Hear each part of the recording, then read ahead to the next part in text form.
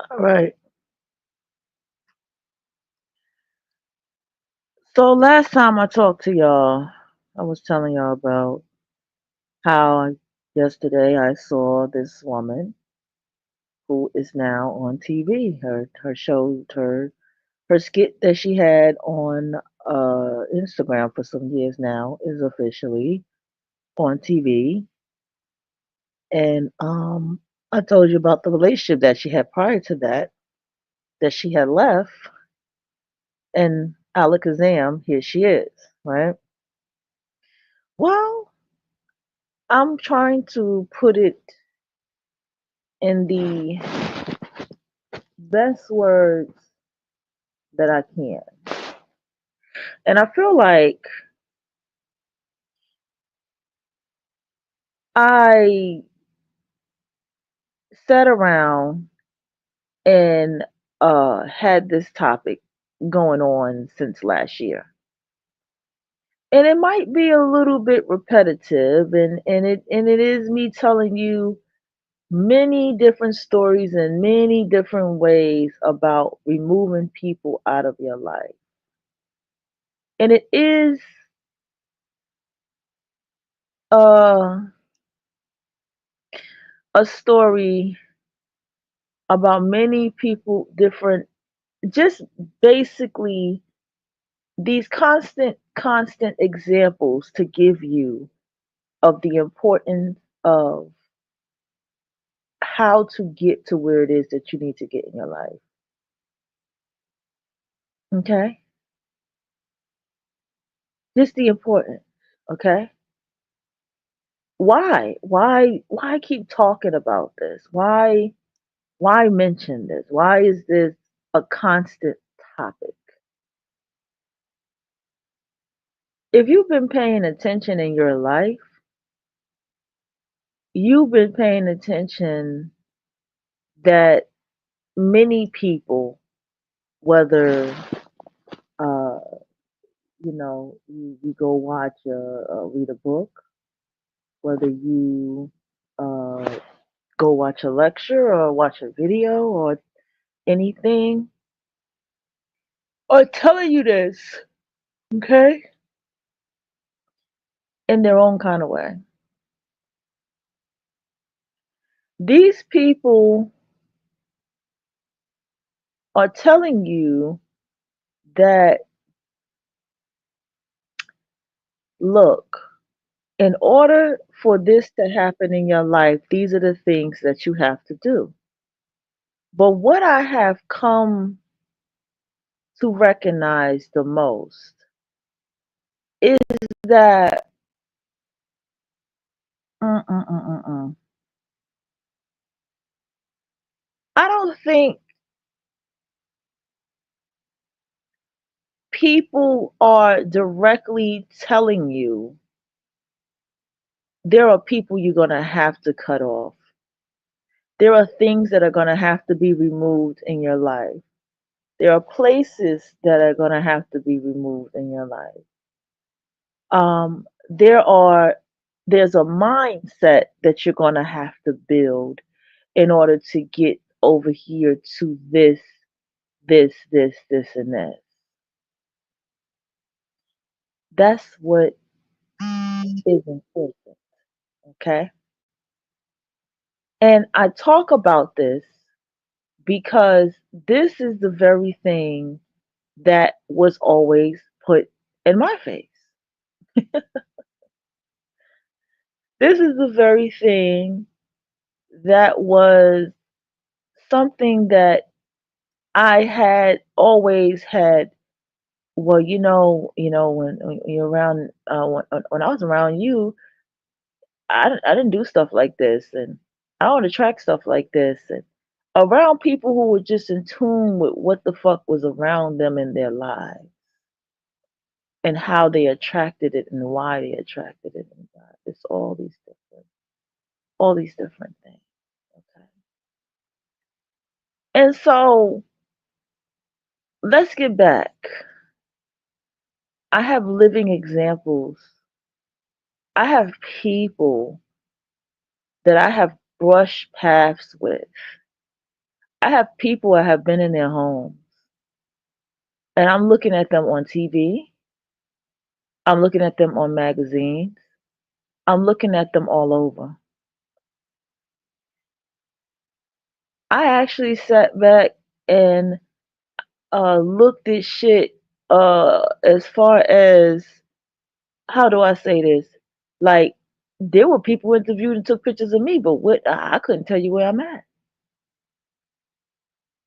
When I did my hair a certain style and I began to change my clothes a certain way, right? So why am I constantly bringing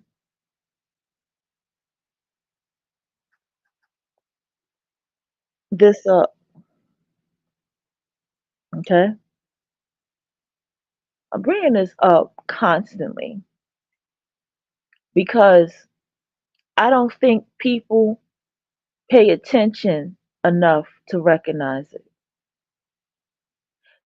So you got people who they do this motivational yelling, positivity shit. You got people who do uh all it is, get up and you gotta let these people go and that's not gonna do it and da da da da. That's not really it. Because this is how people can fall back into being or doing the same shit again, or being like, well, what, I don't understand. I know homies since da da da da da da da. So I like to bring it more personal. I like to bring it more personal, right? What I'm saying is bringing it to somebody at the level of, right? Hey, yo, look at yourself. Look at your energy. What do you know about yourself, right? Okay. What is it about you that you already know? You get what I'm saying? Will you begin to say, well, when you're out and about, what happens to you when you're out and about? Okay? And when this happens to you when you're out and about, what happens to you when you're around this person and you're out and about? What kind of people come around? What kind of conversations do you have? What kind of places do you be at? How much do you compromise yourself? You see? And then it turns into, as you begin to learn yourself and then you begin to pay attention to this, then you begin to pay attention to something else. And what's that something else that you will begin to pay attention to?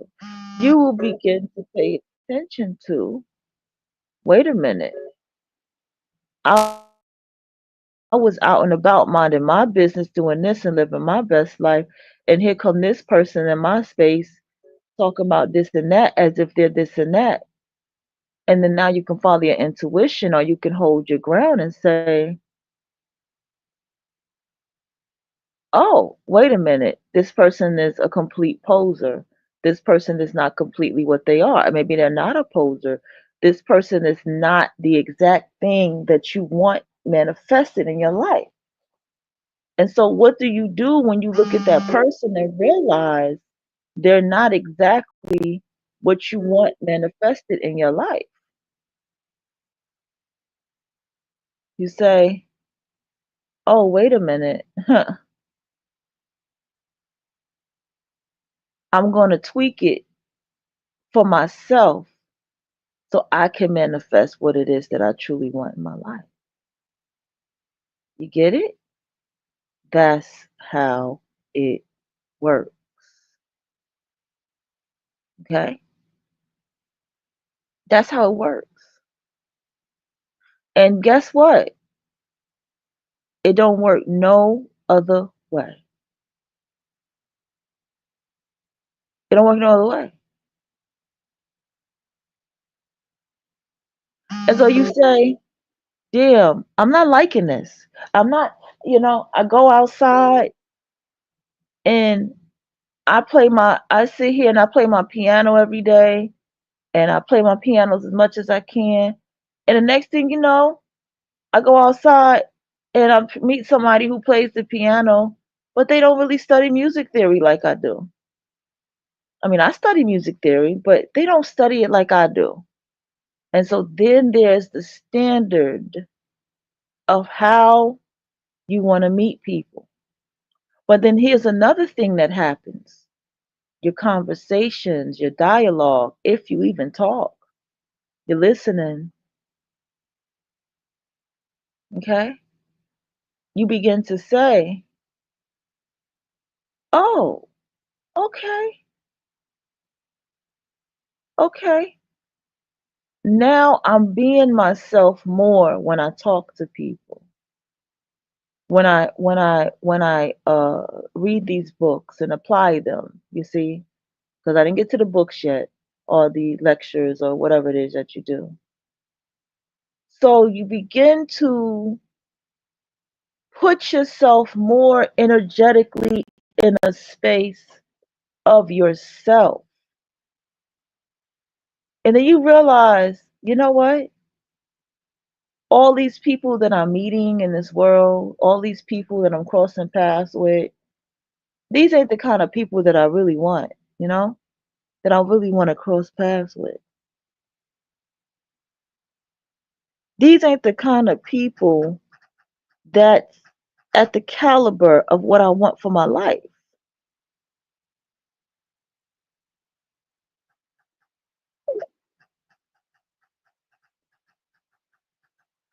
So what happens when you get to the caliber, when you get to that level of thinking?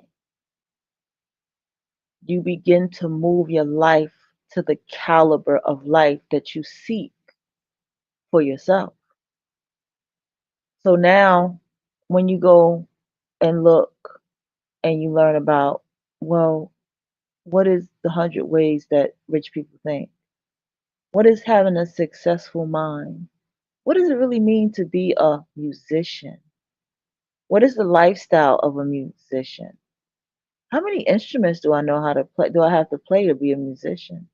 What defines me being a musician? Do I have to know how to read notes to be a musician? See? And so what happens is your life uh, becomes everything. It becomes obsessively engulfed in what it is that you're manifesting for yourself. See, this is why I say to people, those people who love and relationships and all that type of stuff, man, listen, that ain't shit. People tell you as soon as they said they wanted a relationship, it popped up. Same here. But one thing about when you're trying to accomplish certain things in your world and in your life takes a little bit more work. And a lot of times it will take a lot of inner work. What am I saying? So you sit here and you begin to live your life as a musician. You begin to play the instruments as a musician. You begin to read notes. You begin to study the music theory and all these different things as a musician would. And then what happens to you? You're living your life as this musician. Then let's say you go into a space with other musicians. Maybe you go to shows. Maybe you go to an event. Maybe maybe you end up going to an RSVP event where a lot of times a lot of celebrities and creatives and stuff be at anyway. That's why it's RSVP. It has to be very private, right? Right?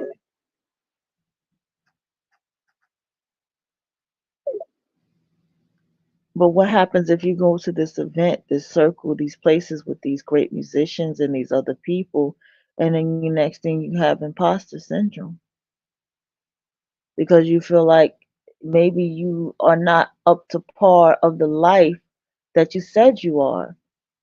Maybe you don't look the part like you need to look the part.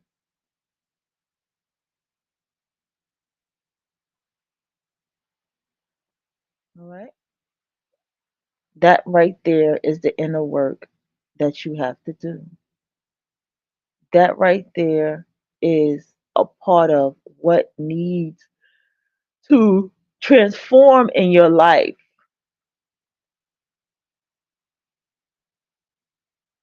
in order for you to get to what you need to get to.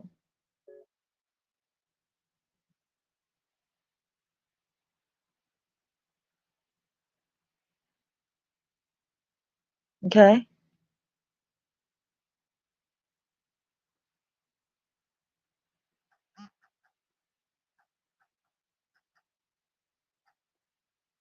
All right. So check this out. So check this out.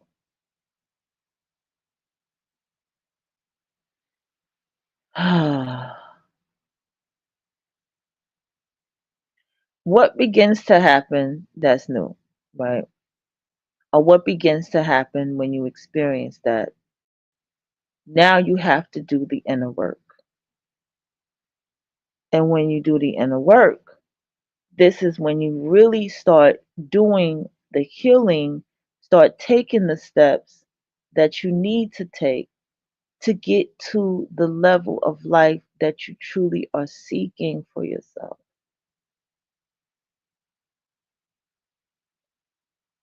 Because you can read James Clear's book, and James says you have to not identify with smoking. You have to not identify with it, okay? In order to be able to, to be able to to quit it or to not do it or whatever, because you have to not identify. He told you what kind of mindset you had to develop in order to say that you don't smoke or that you're not a smoker. He said you have to do 10 minutes of something. Just 10 minutes. That's it. Just 10 minutes. Just 2 minutes. Just do it. Teaching you how to build the momentum of manifesting something by just taking action and doing it. This is what he did.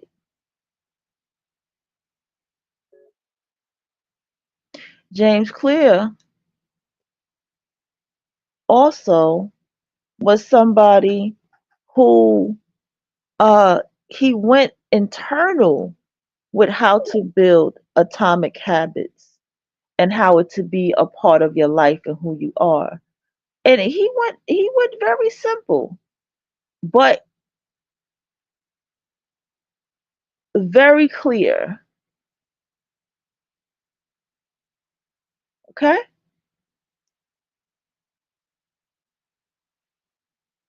So it's these type of things that play the major role in life and manifesting and getting things done and completing things.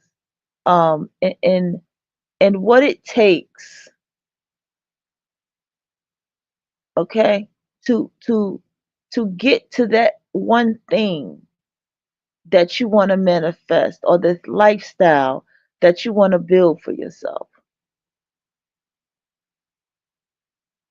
Okay? What am I saying?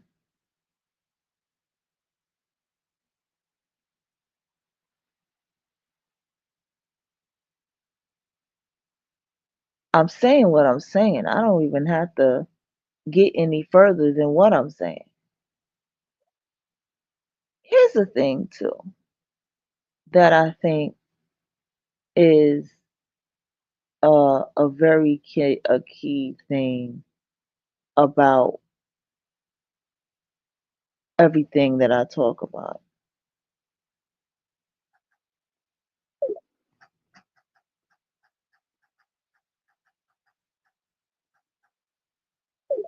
Okay?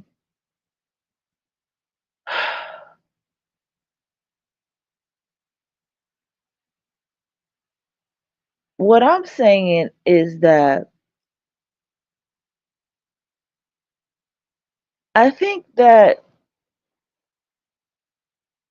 as a whole,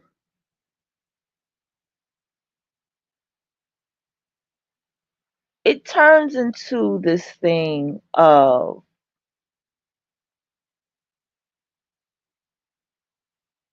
what am I saying?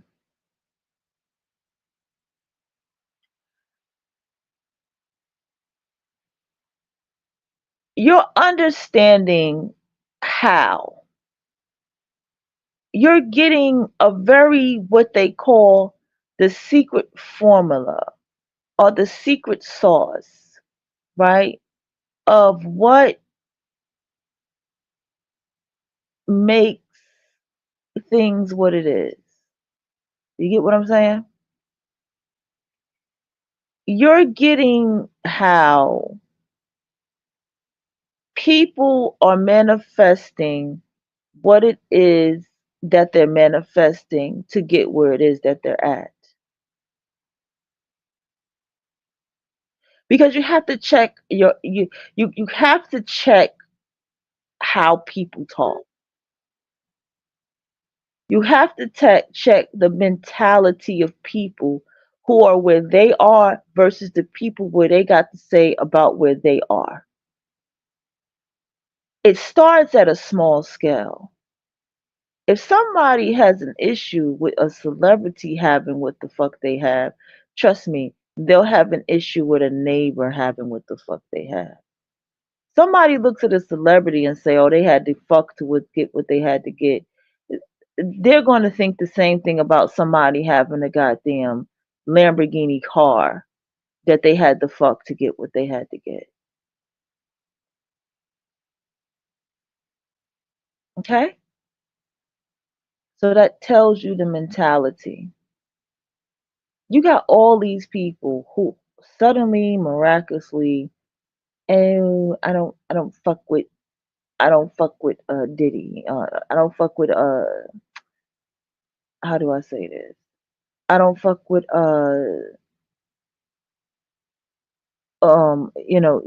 Jay Z and Jay Z's daughter and Beyonce and all this and da da da da da da da da. All over a Diddy case because their names came up.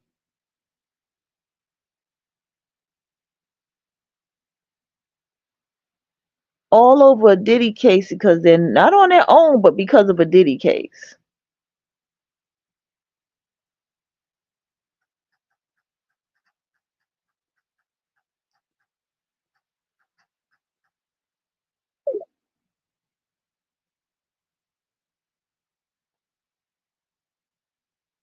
Not on their own.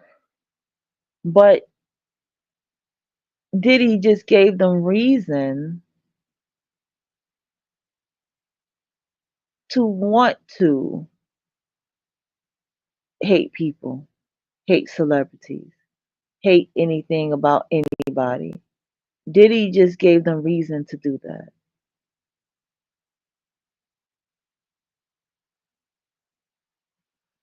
But they never did it on their own.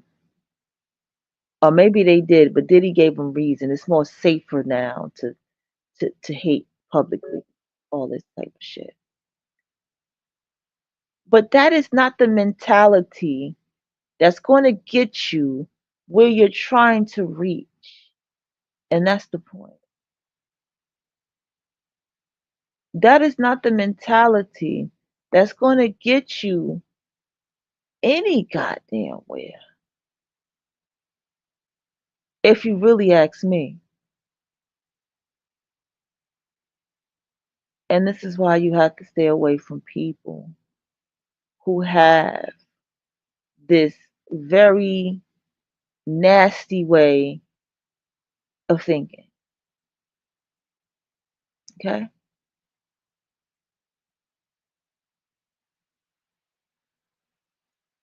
Another thing.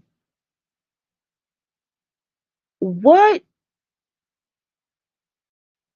when you sit back and you look at the people who you like, right?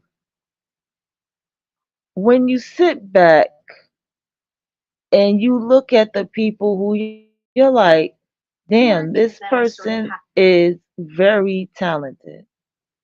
Damn, this person is dope. I really like this person. Okay?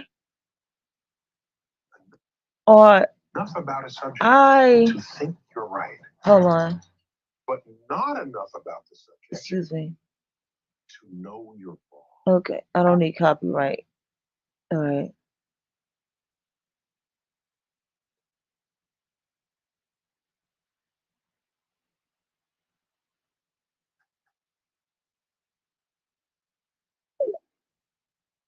Okay.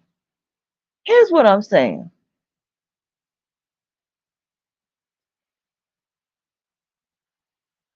You are taking, it may not seem like it,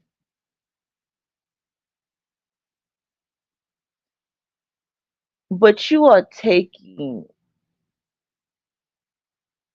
a different path than most. You are doing something different than most. Okay? And what am I saying to you?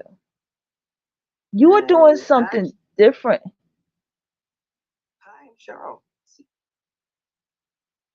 The moment you decide, I'm an artist, I'm a creative, I'm a music artist, I'm a musician, I'm a writer. You know, I have a passion about construction. I have contraction about a library. I am an entrepreneur. I want to build my own business. Anytime that you have developed or you have that mentality, okay, what happens is you are already doing a vibrational shift in your life. When you're going to that 9 to 5, you're going to that 9 to 5 to get what you need to get and go. Do what you need to do and go because that's the purpose. And you do that to get to the level of wherever you got to go, promote yourself, whatever it is you need to do to get to the next level that you need to do. And when you do that, you're already a different mentality.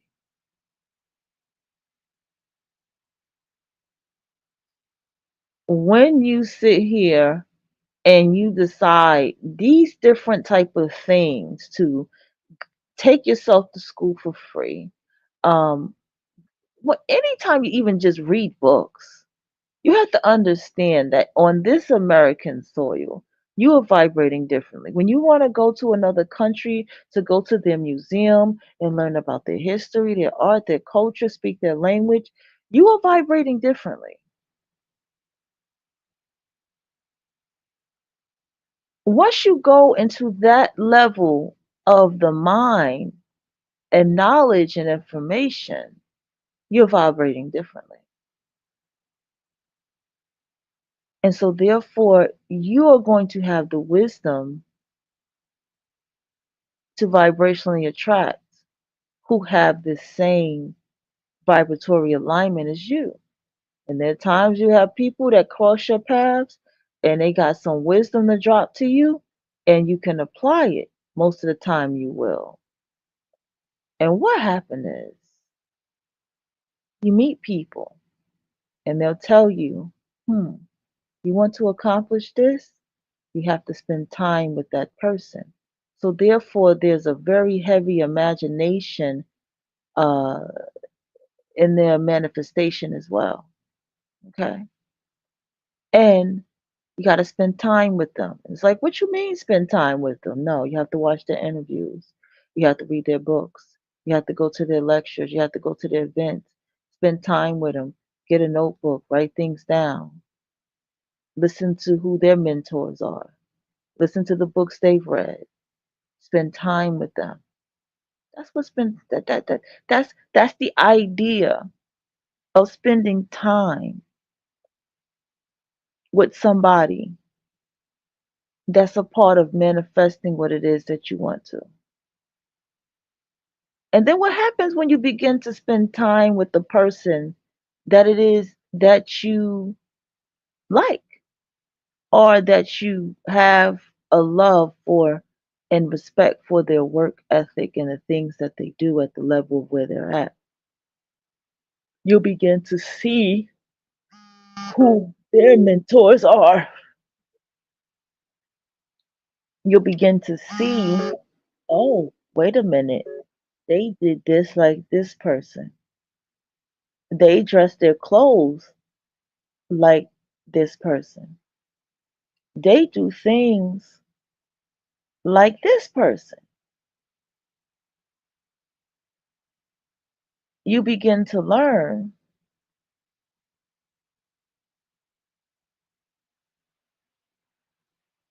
that,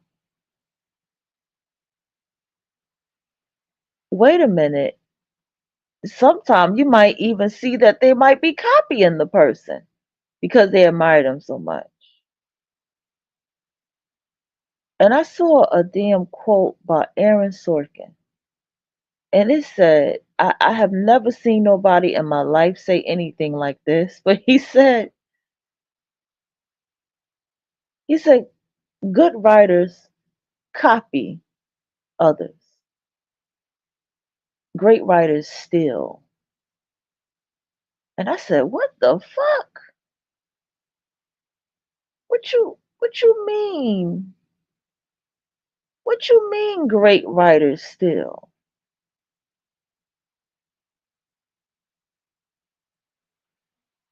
And I still have to sit down with that.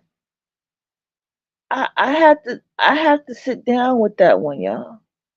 I need y'all to understand. I got to sit down with that one. This man said great writers steal. I can't get over that, bro.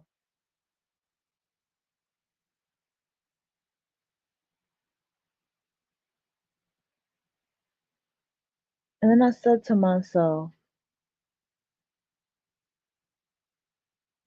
how, like, and I said to myself, you know, what is something about that is that it made me sit down with that. Do you understand? It made me like, damn, Aaron, what the fuck is you talk about, nigga? Like, what you mean, great writers still? It's not okay to steal somebody's shit. But then I started to realize that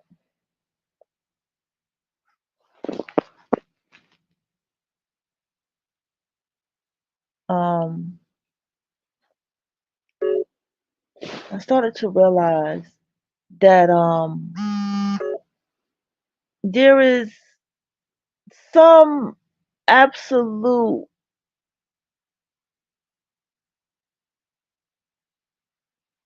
truth in that. Now let's get back to you spending time with an artist.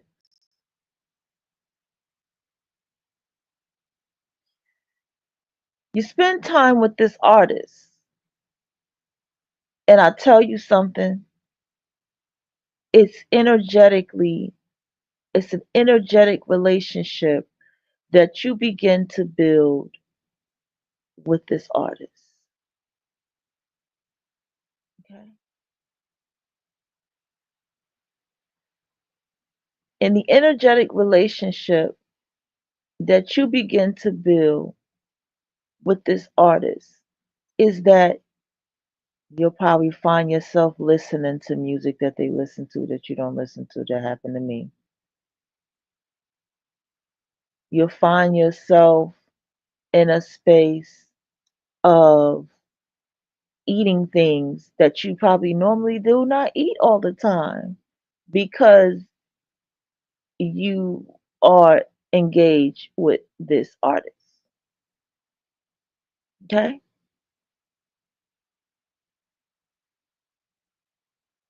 You'll find yourself in a space where you will be like, damn, I never liked to dress like such and such and such and such, but now I'm drawn to dressing like this. So you may even find yourself dressing like this person. And what is all of this teaching you when it comes to this? It is telling you that manifestation is an energetic thing, even on a virtual level. It's all energy. It's all energy.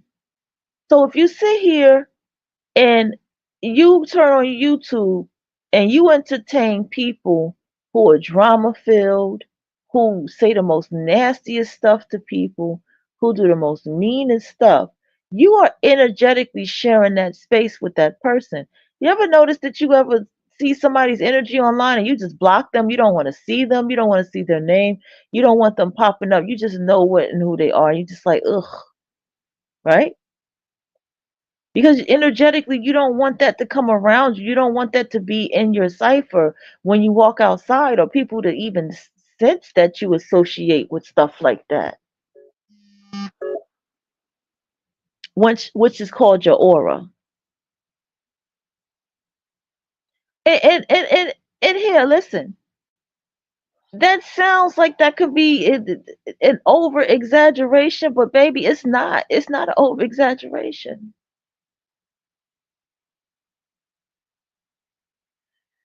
It's not.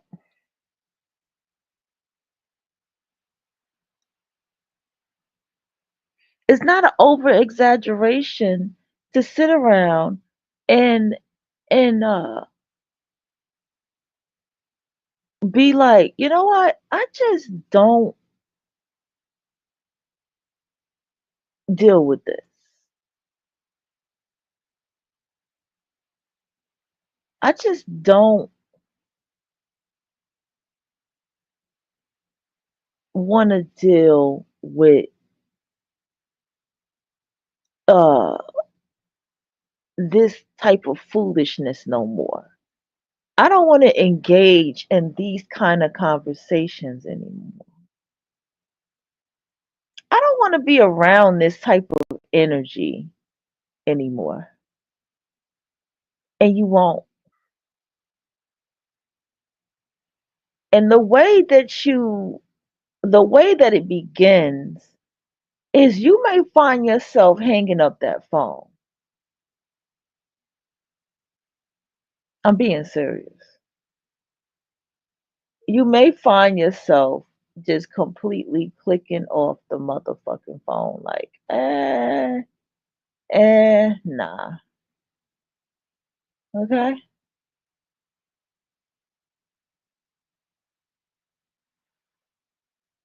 Or you may just find yourself getting up and just leaving the space.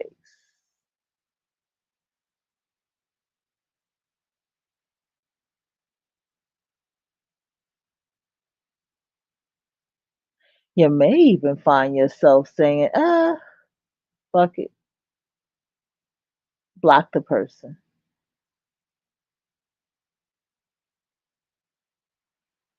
And why does that happen?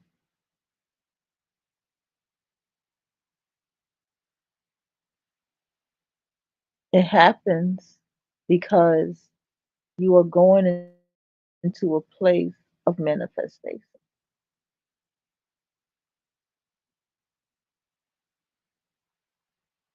Okay?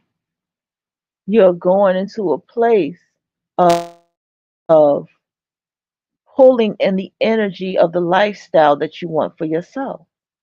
Now, I'm going to go ahead and address the argument that I know many of you have. The argument that many of you are going to have is that, well, who's to say that the person that you're mentoring and following, who's to say that they're not a negative person? Who's to say they're not a mean person? Okay, in all fairness, that is a good argument. But do you not realize energetically what you are truly tapping into? Because shit, you may be tapping into somebody who has an attitude problem, who might be a little fierce, who might be a little conservative, who might be a little mean. They may be justified in that. But here's the thing, whatever energy that they hold, you already hold that energy. Whatever energy that it is that they are, it's gonna already be inside of you.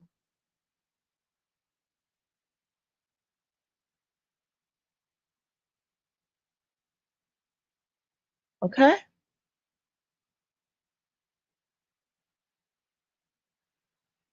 Hold on.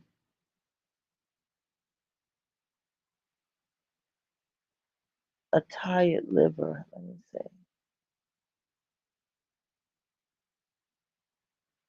It says, what is this?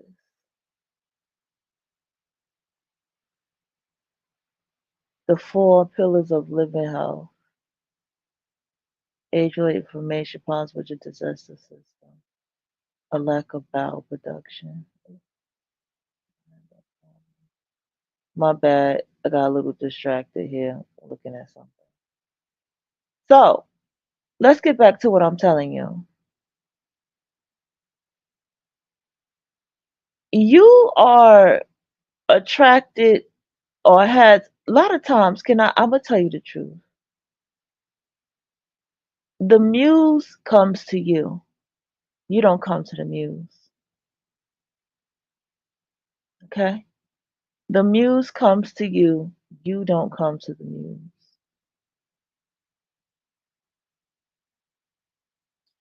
A lot of times, whoever it is that is in your radar, in your space, that you like,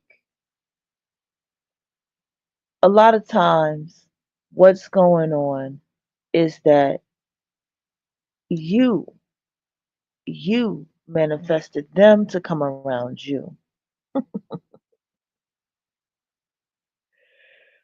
That is the most dopest things about it. And as a creative and an artist, a creative and an artist understands that. Okay? A creative and an artist understands, wait a minute, okay, I get it now.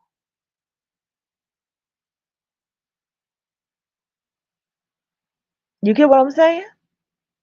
We understand what that is. Just like a lot of artists will tell you, the ones who are in the industry will tell you, a lot of people have an obsession for what they do. Aaron Sorkin has an obsession for film, storytelling, and script writing, and characters, and the audience, and what the audience wants in the story.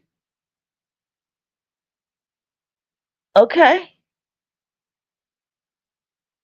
These are the things that he is obsessed with.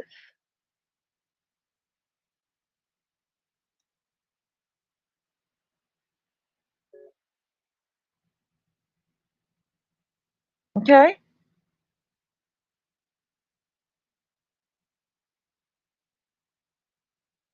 Because that's his heart, his soul, his passion.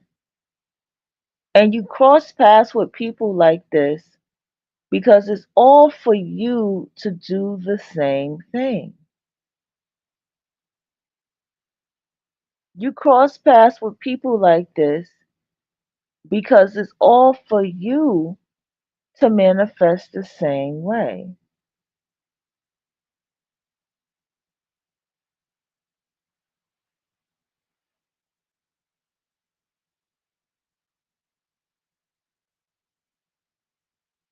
Because sometimes a muse can leave and another muse will come in. That happens.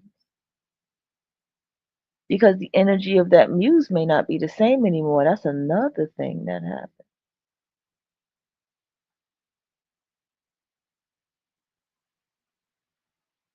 That's another thing.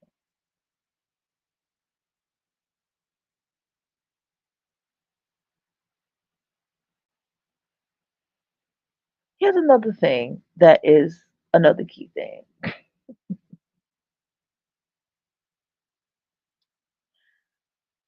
I need you to follow your intuition when certain things begin to happen in your life. You know how people be like, well, this person made it in the industry and they forgot about us in the hood. And once this person got this, they ain't give a damn about us no more, and this, that, and the third, and all this shit, right? Okay. Well, I got something to say to that. All right.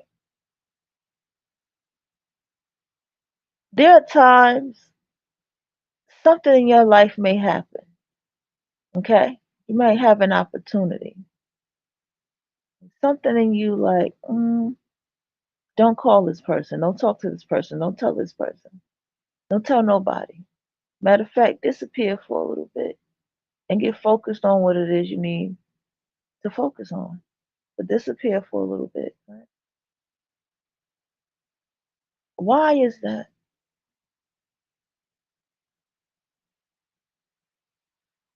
Why is that? Because it's telling you the energy that has to move out the way, okay, in order for you to manifest what it is that you need to manifest.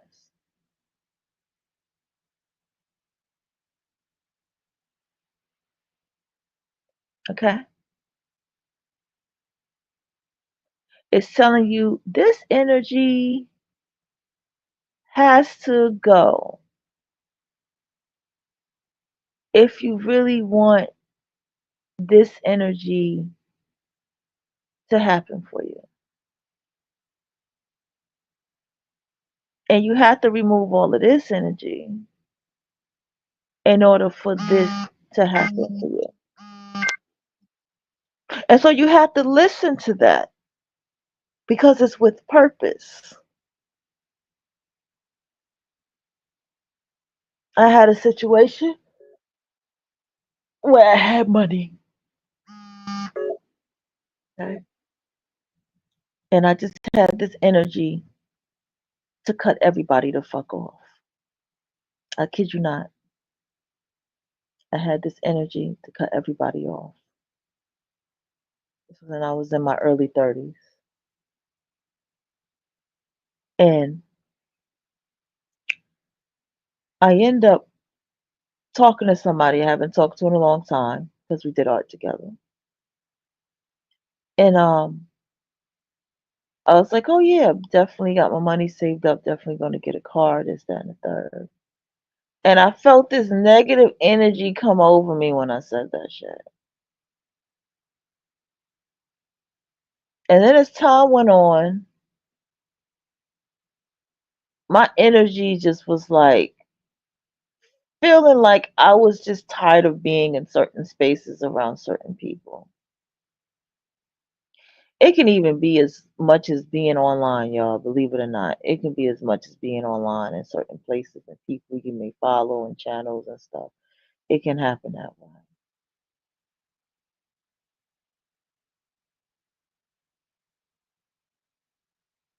And what happened was it turned into I end up having a fallout um with uh both both situations. And what's the lesson here, everybody? I'm gonna tell you the lesson.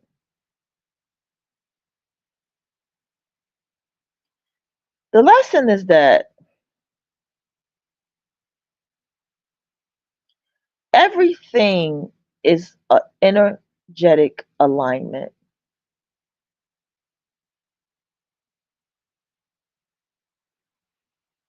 Everything manifest as whatever it comes to be. Whatever you say that you want to manifest, whatever you say that you want to do, whatever you say that you want to get done, that shit is going to come into your life just as is.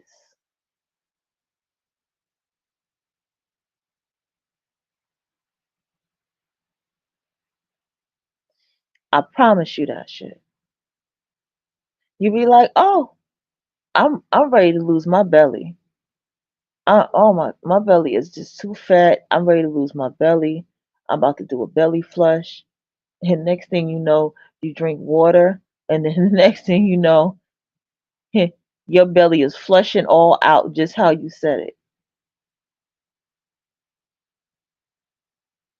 And you ain't even have to go to book. You ain't have to do a squat. You didn't even have to squat, okay, in order for it to happen.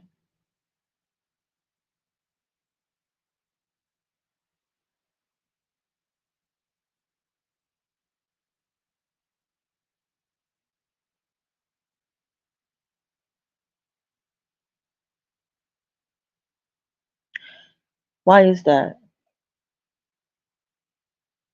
Huh? Why is that? What is it is that what is it is that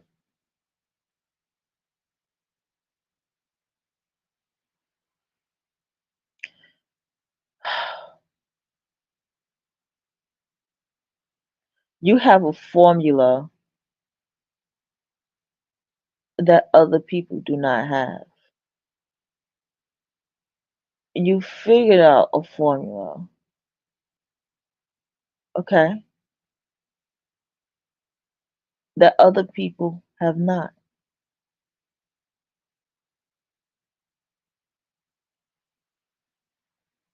You have an answer to complete success in your life and attracting other successful people. You have the formula.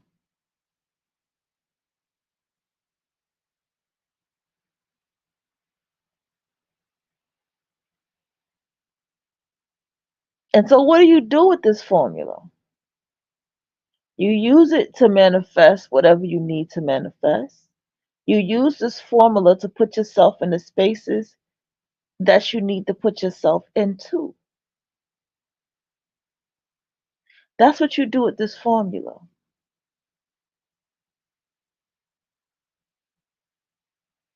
You use this formula,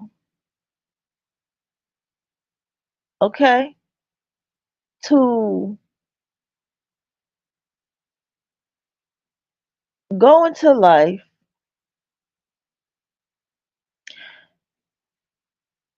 and and put yourself where it is that you are and putting the work in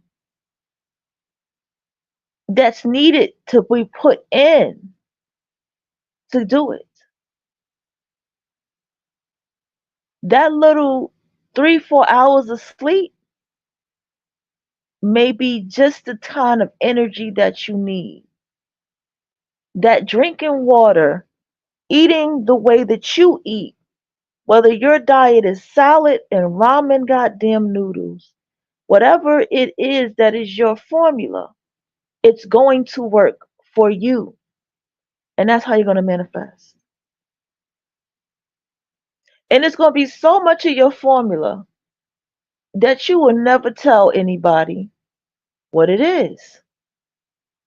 That you would never even want anyone to know what it is that is a part of your formula.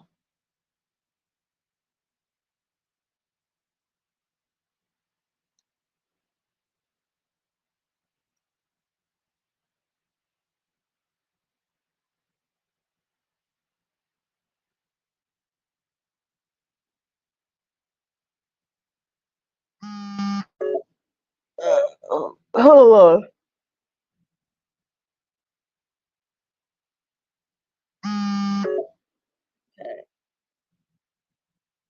on. Got it.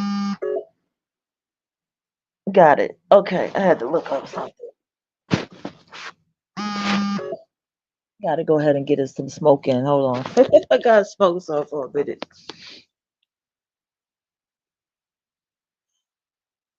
You won't tell nobody that ramen noodles and water is what you like to eat. That's your diet. You won't tell nobody.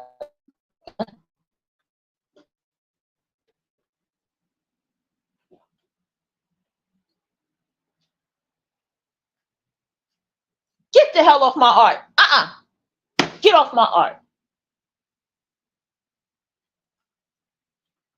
No. Don't sit on my art. No. Why is it? You know what? Let me tell you something else you won't do. I gotta turn my air down. I done made it too damn cold in here now.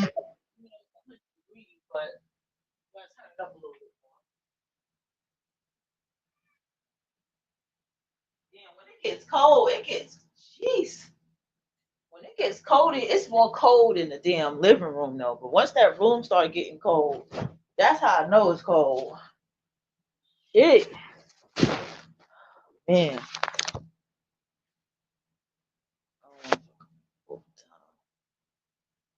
I'll get my shower in a minute. I got time.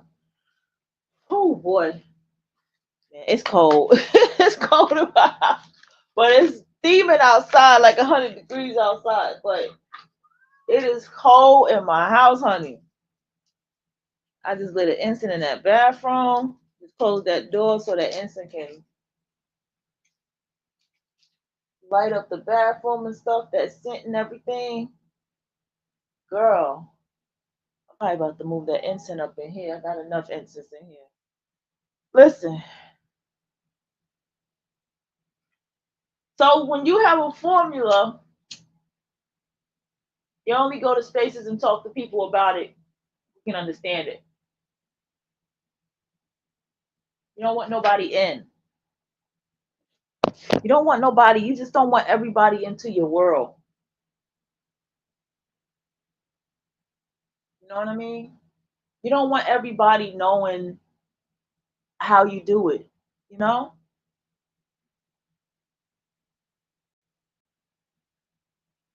So when somebody give you lemon, you make chocolate cake. One of my favorite quotes, somebody give you lemon, you make chocolate cake. And keep them wondering how the fuck you made chocolate cake with a lemon. That's one of the best quotes.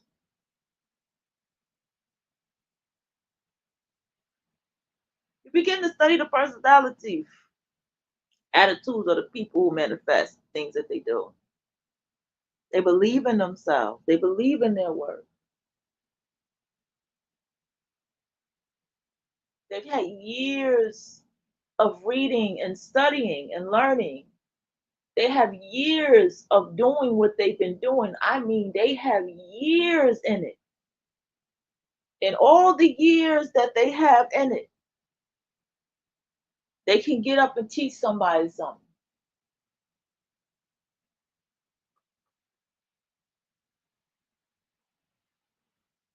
All the years that they have in it,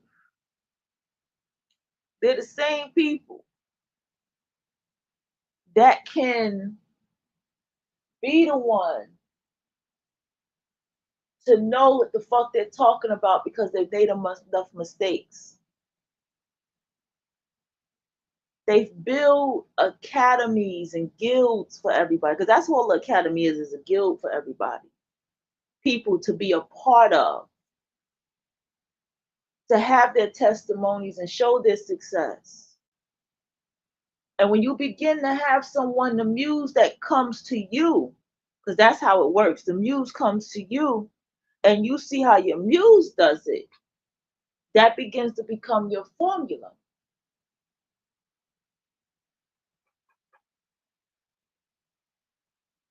Your formula begins to become your secret.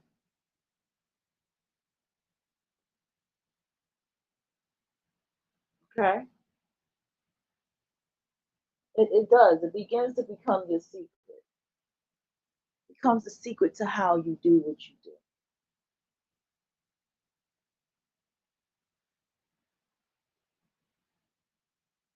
The thing is, in life,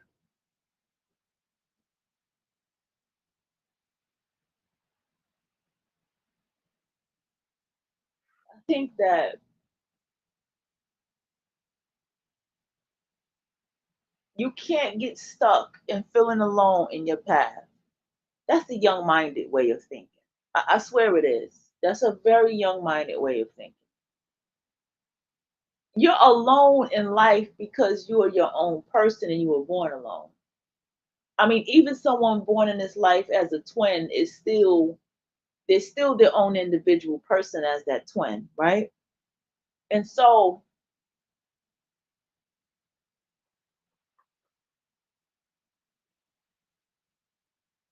the thing that I say is that,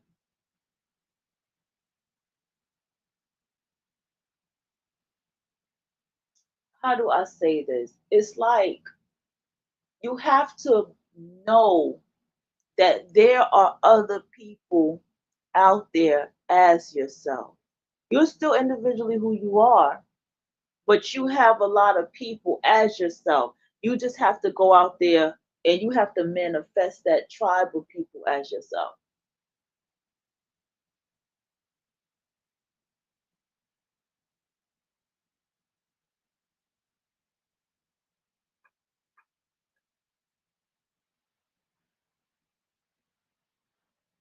And when you have a much more mature mindset, you don't give a damn about walking your path and walking the path less traveled as everybody else. See, where you are smarter in life is, see, you have these people who have these religious beliefs and all this stuff. They have churches to go to, some of them temples to go to. They have these so many events and everything for them. And instead of going inside of that world with the people as them and the lifestyle that they had and dating the people in the world with them, they come outside of that and want to date other people and make them be who they are. That's not intelligence. You have the intelligence to say, man, I'm a writer. I need to be acquainted with people who are readers. I need to be acquainted with people who are avid readers, okay, of books and stories and can tell me about it and what they like about the characters and what they don't. I need to sit around and listen to people who watch shows and tell me about the show and tell me to watch it so we could talk about it together. This is how I can study my writing skills and my script writing or my novel writing, whatever it may be. I need to be around other people who are writers too. I need to be around other creatives because all creatives are always telling a story, whatever they paint, do, draw, you're telling a story. There's a purpose behind what you're doing. This is an intelligent way in which you begin to live your life.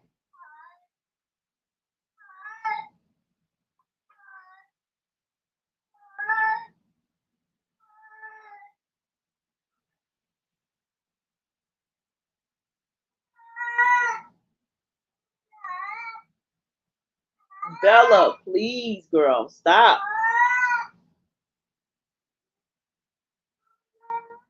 Bella is well fed, y'all. She got some pate, okay?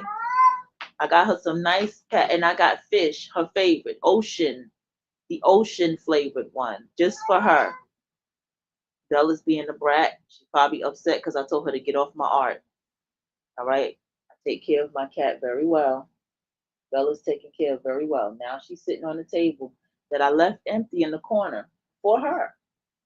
For her, y'all. For her to sit down on it. But she cannot sit on my art. That's a no way, no. Okay?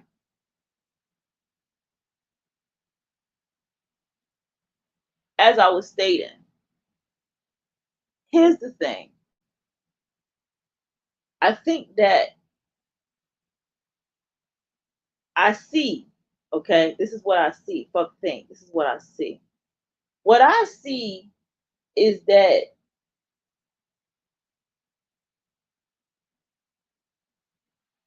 people are not all creatives, okay?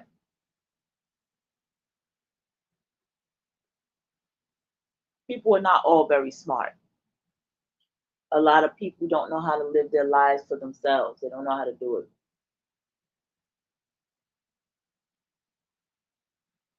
They really don't. Some people just can't do it, and I understand it. But I tell you all the time, we're not here for those people. We don't care about them people. I can't help you if you're one of them people.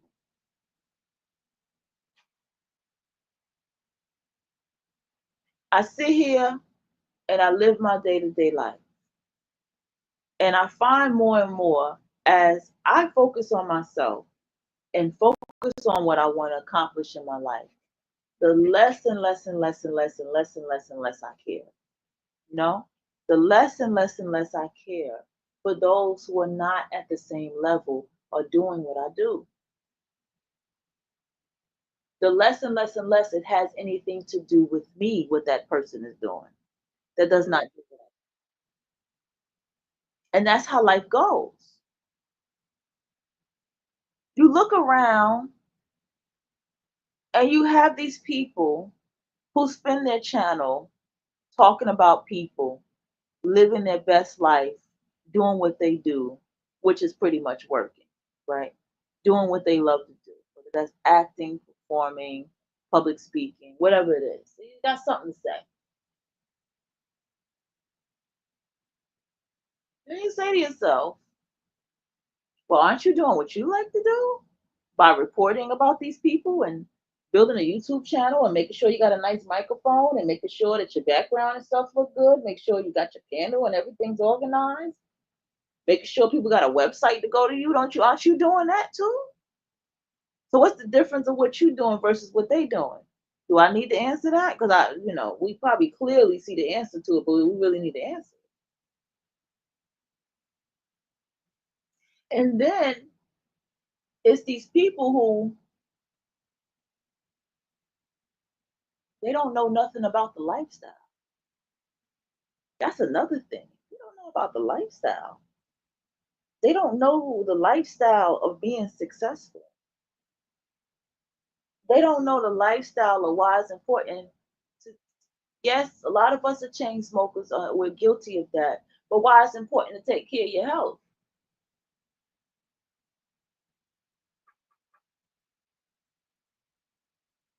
They don't understand the lifestyle of being a designer and a creative, being an artist. They don't understand that lifestyle. They don't get it when it comes to fashion and clothes. That's why I don't even listen to people who critique fashion. I only like listen to people who are into fashion critique fashion. I don't got time for people clowning and all that type of goofy shit. I don't got time for that.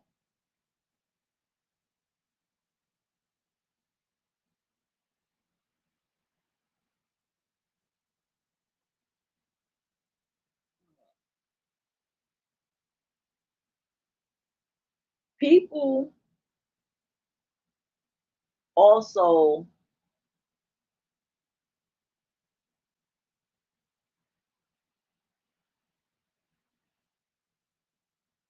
um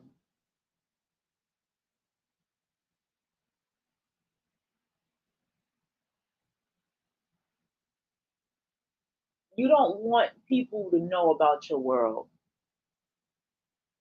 You know, you don't really want to know people. You don't really want everybody to know your associations.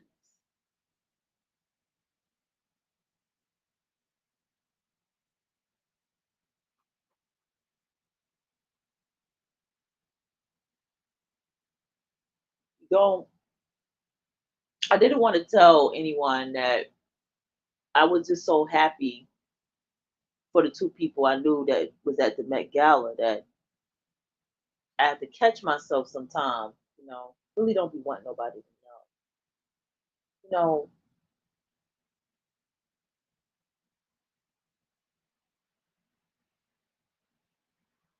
that dude that rap that was my neighbor that I see all the time, he hung around a lot of celebrities like the Jim Jones, Memphis Bleak, and all these people. I met Memphis Bleak. Memphis Bleak family lived down the street from my grandma. My cousin was friends with his, what was that? That was his aunt. That lady was his aunt. That was his first cousins. They all look alike too. Haitian.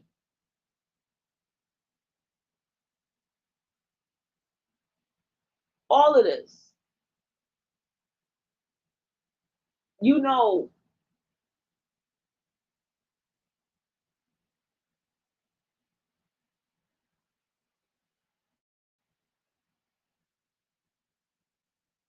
and I never do because a lot of people are not deserving to be in your world. Like, as I'm building my apartment up, right, my space, I don't even call it apartment, I just say my space, my home, right, that I'm building up slowly but surely and saving up my bread the way that I am and all this stuff. But I'm just slowly but surely building money up and building things up to build up my home, right? The more and more that I'm going to be like hanging up my artwork and writing the things that I'm writing, setting up my desk to do script writing, throwing things out and tossing things, the more and more I'm finding myself to navigate in this way, the less and less I want anybody in my home. There's only one person that I do allow in here. You know what I'm saying? Like, by default, children by default, they don't count, right? But the less and less I want people in my home. You know what I'm saying? The less and less that I beautify this place as I design this place, the less open it is. And so you got people that they decorate their home and do all that with the intentions of wanting everybody to come around and everybody to hang out, but that's not me.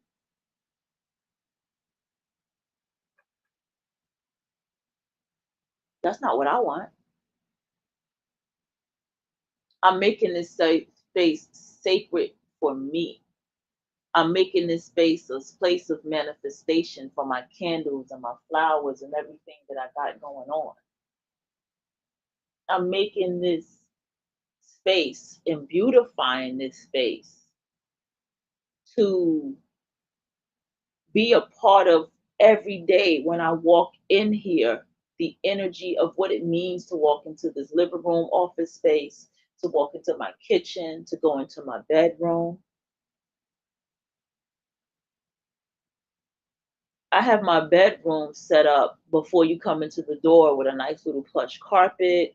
And I have like this curtains falling down before you walk into the door. I can close the curtains right there where my bedroom is.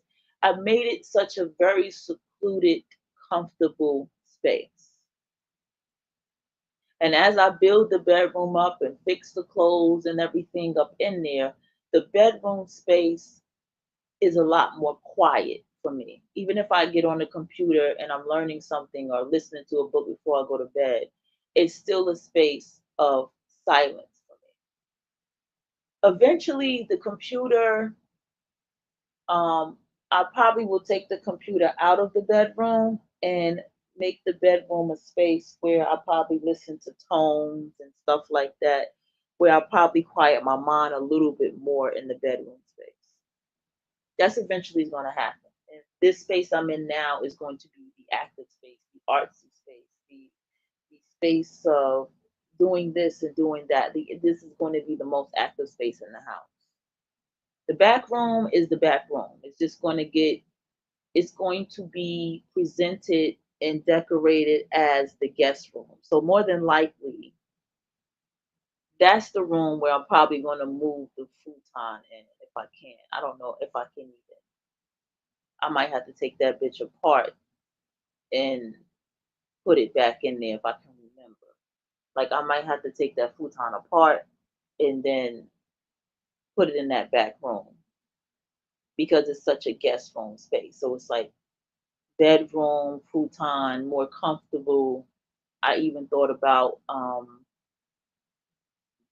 well, I like the way this TV and studio space is set up in this corner right here, so I want to leave it here. But depending how I feel, who knows? I might move it. But this TV area, which I don't watch, but it looks good, so it's a nice area to just decorate. You feel what I'm saying?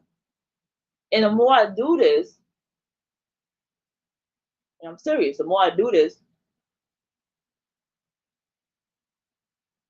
the less and less and less and less and less I want people here. And that's what makes me different. I'm sure there's a lot of people like me, but that's what makes me different than many of the people I know around me. You can tell it's in somebody's home that they're decorating it just enough for people to come visit and leave. And you can tell from the way I'm decorating my home, I'm decorating it as a home. It's welcoming. It's becoming more and more welcoming.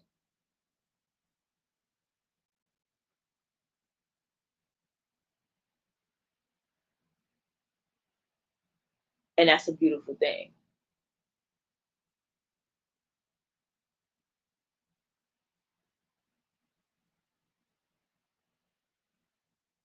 Also, I have taken myself to museums and art events and all of these different things and seen how it's presented, listened to uh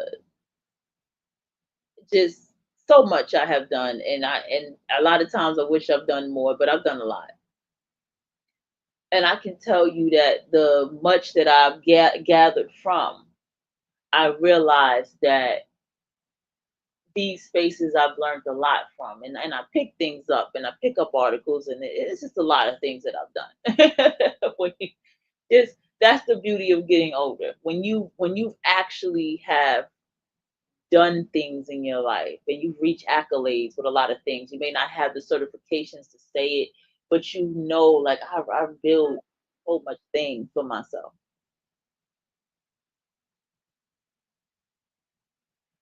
One thing I remember Witch Hazel told me, he said, when you begin to associate yourself with people who are millionaires or who have money, you're going to start stepping yourself up and you're going to start stepping your money up and you're going to start stepping the way that you live your life because you're around people like this. So that explains to you why you have people who live their life at the level that they live it. You know, the neighbor was talking to one of their parents. Parent was saying, "Hey, why don't you try to get inside the job and get permanent and this, that, and the third?" And what they expressed was, "I don't want to do this every day. I don't want to have to tell people this and that every day. I don't want to deal with that every day." They've been there for years too. They're like, I don't want to deal with the everyday of having to deal with people and this, that, and the third. And it's all, hey, that's how that person feels, right? I'm not judging. And so the parent was like, "Well, you get the benefits, you get your retirement, you get this and that, and that's a good thing, you see?" And I watched this person's associations, just pieces of this person's association. And I'm like, energetically, they can't put themselves in that kind of position because they're already in their life. I can see they're already in their life above many of the people around them. But if they really live their life that way, they're really going to be above the people around them. So you have to check that about yourself too. You have to check that energy. See, the people that I look at on a day to day basis that I like, that I energetically spend time with, are people who are in the industry. These are people who made it happen. Their work is right there out for the world to see. These are people that I can even see that there's actors that are rotating on certain shows that are working with all certain writers and filmmakers and shit. I'm starting to peep that. I never peeped that before. I'm like, wait a minute. This person was on this person over here show who's associated with this person over here. And this actor was over here directing with this person. See, I pick all that shit up. These are the kind of people energetically I spend my time with. And because I picked that up, I'm like, oh shit. Oh shit. There's a team, there's a circle of people who are associated with who and who knows who and who continues to work with who.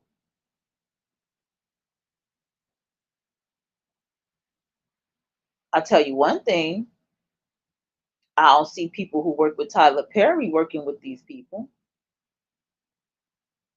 I may see people who work with Shonda Rhimes that work with these people. You get my point? And then you hear the stories with Tyler Perry that just came up. With an actual known actor, with a very much known actor. And he had a situation with Tyler Perry. And the people I watch, I don't never hear no shit like that with them. And let me emphasize, I don't never hear no shit like that with them. Okay?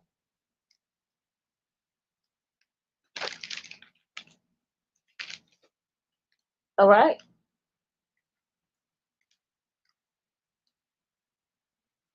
This is a good incense, yo. All right?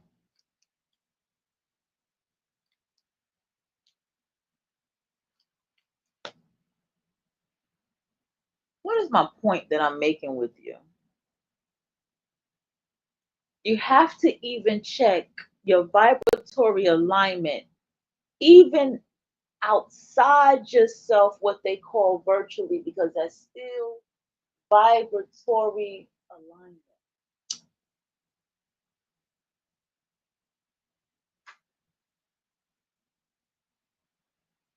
Yeah, it's still vibratory alignment. You see,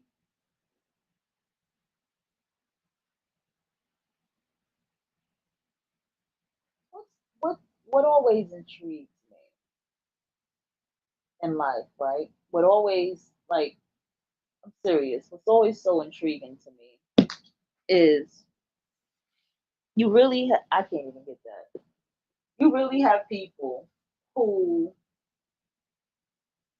they do not, and I repeat this part. Oh shit, I broke the damn wood.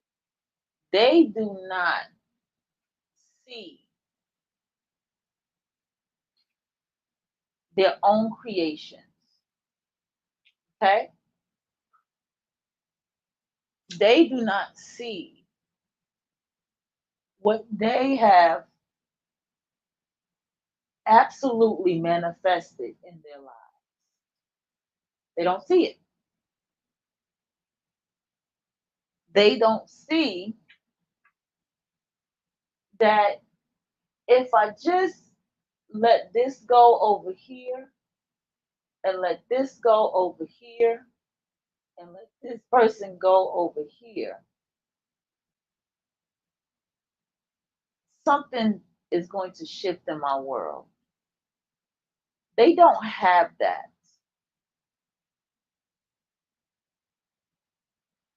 It ain't in them, baby, because it's not just in their spirit. And this is when the jealousy, this is where the envy, this is where the hateful, and all this stuff comes from.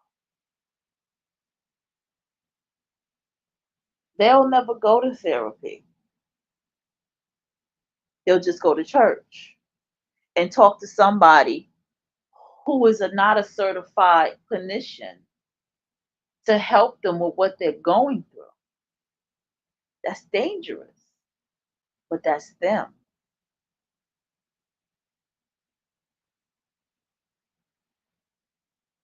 You sit here and I face the reality of life, right? And this is not no divestment shit. This is reality. At the end of the day, who runs Hollywood? The Jews run Hollywood. Who are the best writers? Most of the time it's white males, white women, right? But the best comedians are Jewish. Okay? That's my perception. That's what I see. That's what TV shows. Damn. I hate hitting roaches sometimes. As soon as I hit it, I start fucking coughing. That's what it is, right? What reason would I want to work with Tyler Perry? I don't give a fuck if he got his own studios. What reason?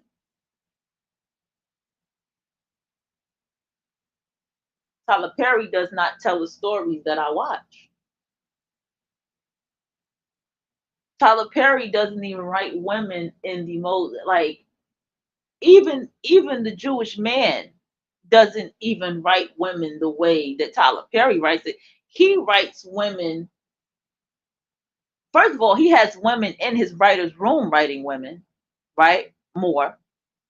And he don't write women that goddamn dumb. At least he writes the woman as when she is a man's wife, that she gives him great counsel. Even he does that. Even he shows the man being very vulnerable with the woman. It don't even have to be his wife, just with the woman. The Jewish man does that. But Tyler Perry, he gonna have the gay son with a light skinned boyfriend and the mama cheating with the boyfriend on the son just to please his Christian religious audience. I can't fuck with nobody like that. I never want to work with nobody like that. Fuck that.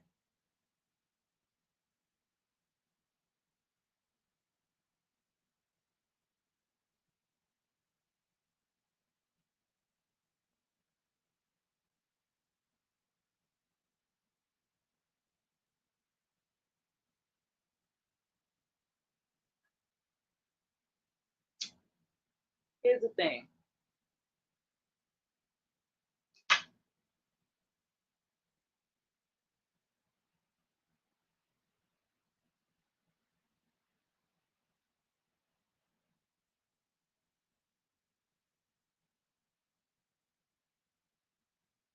Thing is,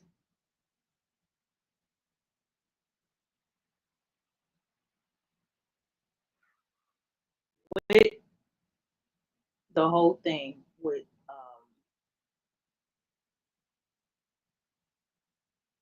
Tyler Perry,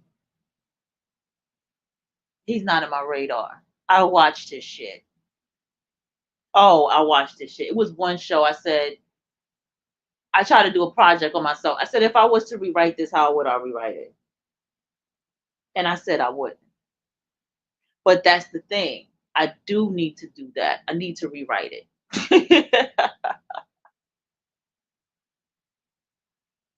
Because that's what writers do anyway. Just rewrite it. Write it better. But Tyler Perry shit is so ridiculous and trifling. How do you rewrite it? And it shows the team of her best friend. She has two best friends, one skinny, one fat. So when she shows this man to her best friend, suddenly the skinny one is telling that homeboy is such and such and such and such. And she not telling her the truth that they were together when by the timeline that they met. She don't want to tell her that because that's her best friend. Dude is gaslighting and flipping out and trying to crazy make her because hey, her own friends crazy make her. Now it done turned into this dude having some kind of court case. And so the woman that came in the house to talk to him, light skinned woman, of course, you could tell she trying to fuck this dude, right? She's sneaking and doing it. That's what she doing.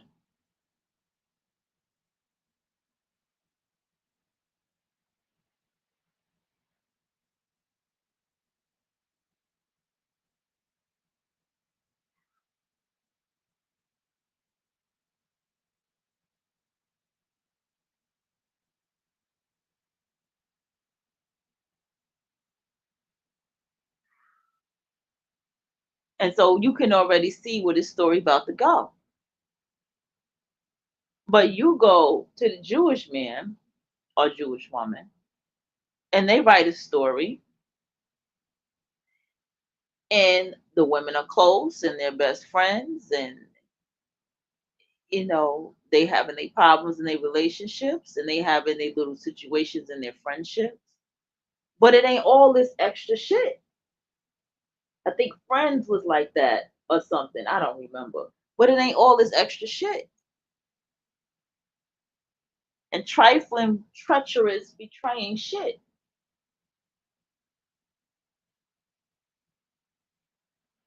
But that ain't the point. Point is,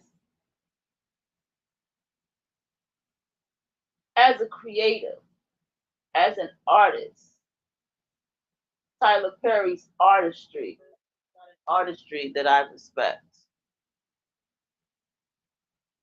Okay?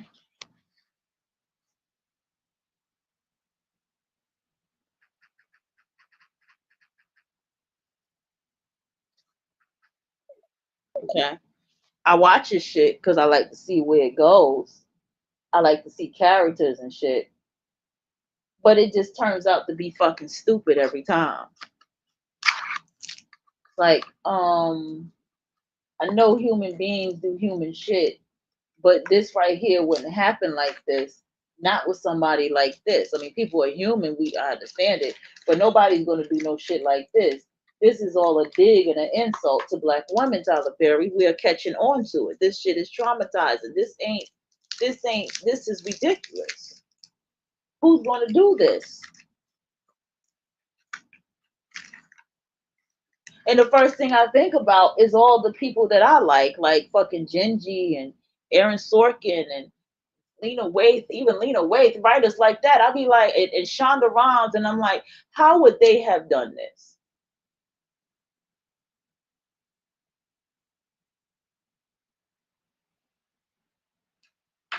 I haven't even had enough time to get to know who the characters Zatima is. I haven't had enough time to get into know who she is. These people are passionate and obsessed with characters and creation, with scenes and how you set up stuff. They're obsessed with that.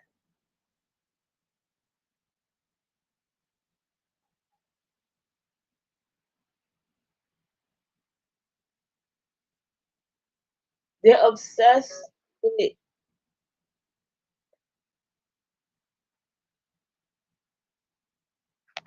they're obsessed with asking you questions and constantly asking you questions. And what is it that the audience wants to see? And if this is Tyler Perry's audience, then I don't want to fuck with nobody like that, people like that. I already know what kind of channels and stuff they engage in.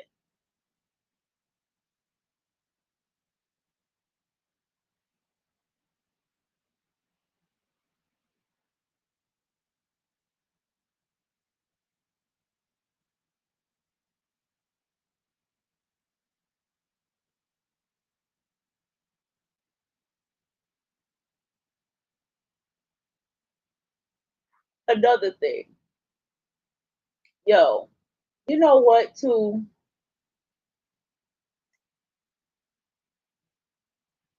You know,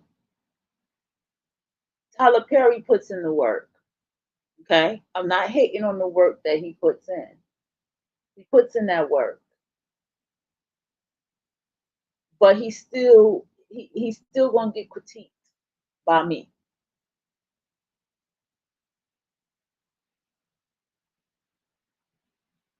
Okay, he's still gonna get critiqued by me. He's still gonna get the criticism that I'm gonna give him. Mhm.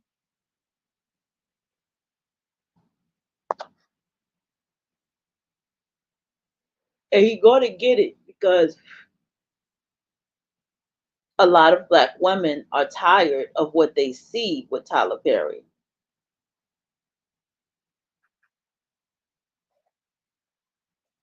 right? As they should, as they should. Another here's it in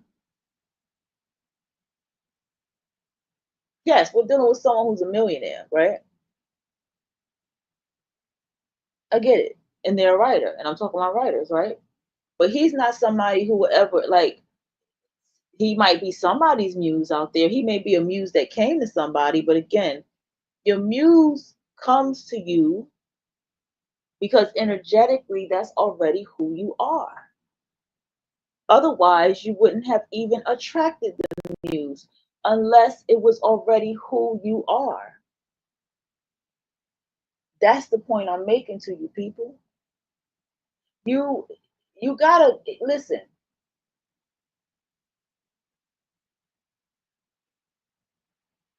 I'm very peculiar. Okay. I'm very peculiar. And I'm peculiar because I'm like this with it, right?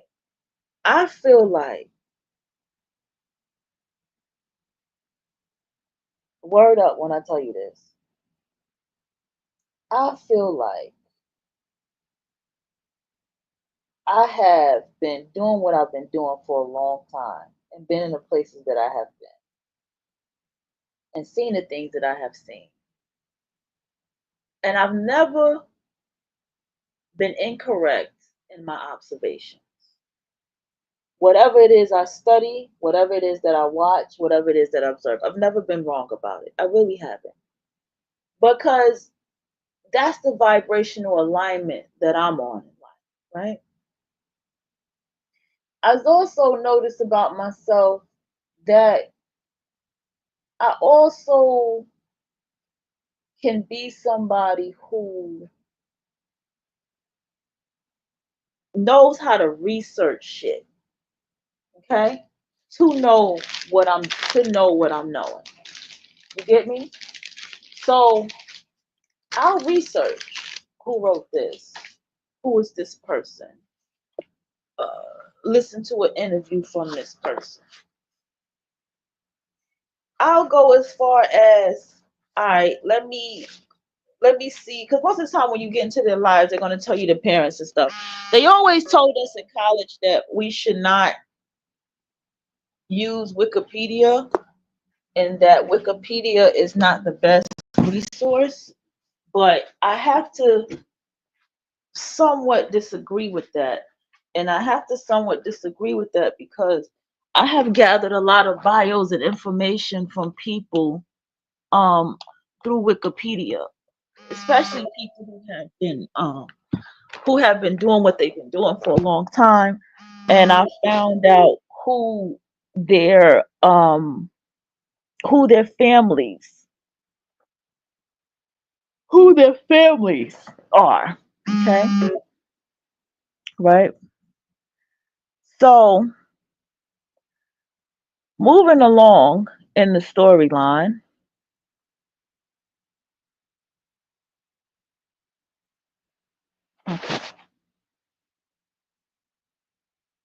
what happens is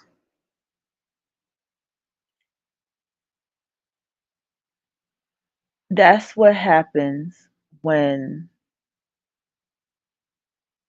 I get into what it is that I get into. All right.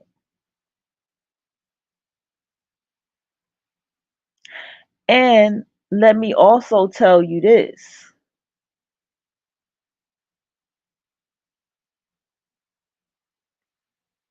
I I think that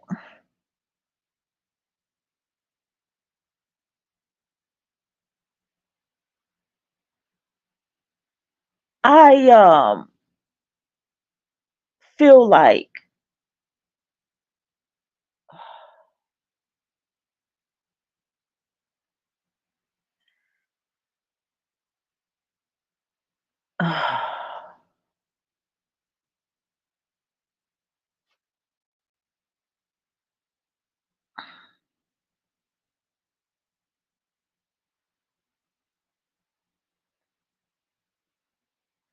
let me get my thoughts together.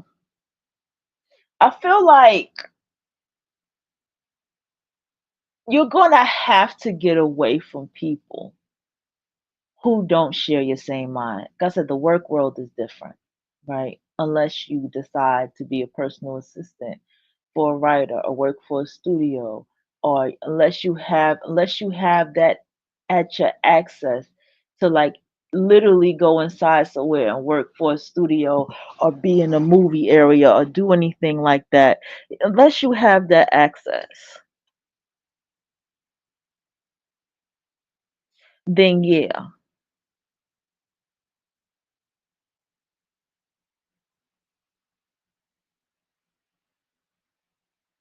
Here's you know what's also to me very, very um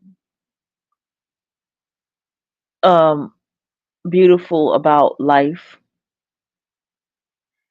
is the fact as human beings we can manifest, that we can use our imagination to get where we want to get, that we can use our mind, that we can be who we are to get to the next level,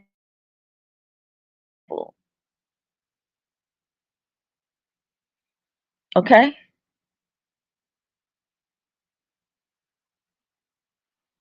of where it is that we want to go.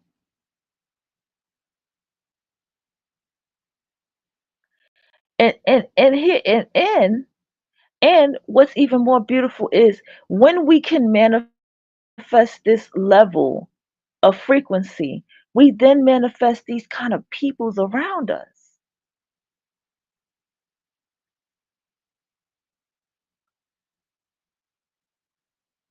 And I think that that is beautiful.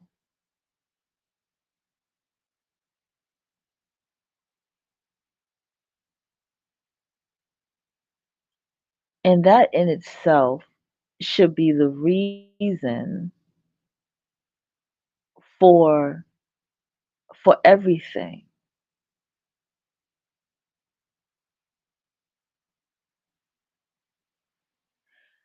You know, I thought it was just quite funny that how I said, "Oh, I wanna lose my stomach, and Imma start doing these body flushes and right?" And I said this, right? And I sat here and I thought about that and how all of a sudden, um, how all of a sudden it turned into,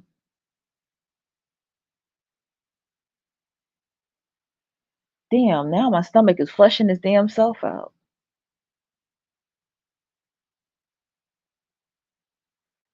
Okay.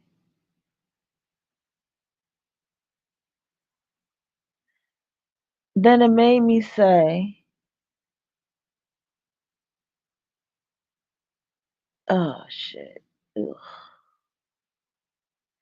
Then it made me think about all the other things that I want and I'm manifesting in my life, with just my home. Slowly but surely, but it's happening, right? But with just my home.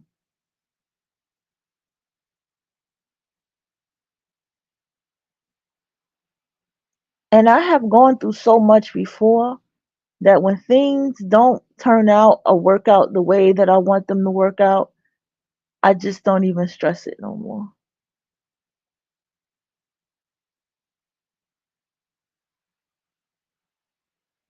I don't even stress it.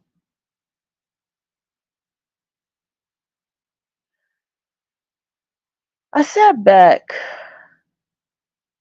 as I was at work yesterday. I was thinking about how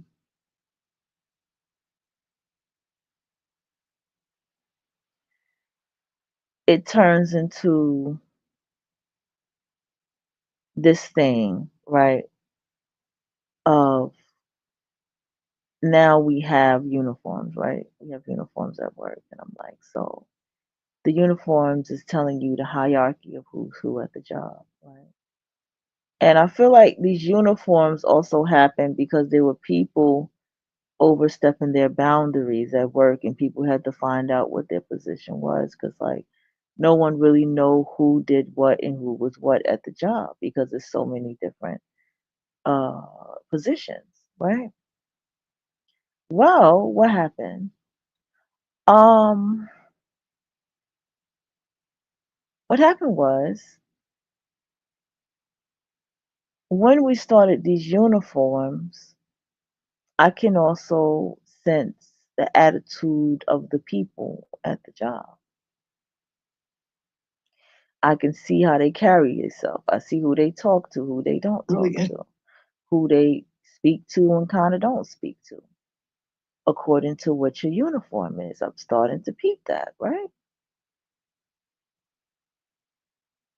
But here's the part that no one tells anybody, okay? Is that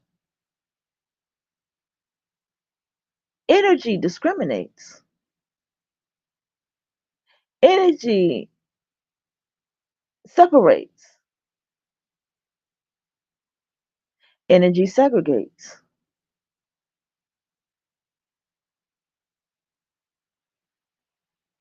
Energy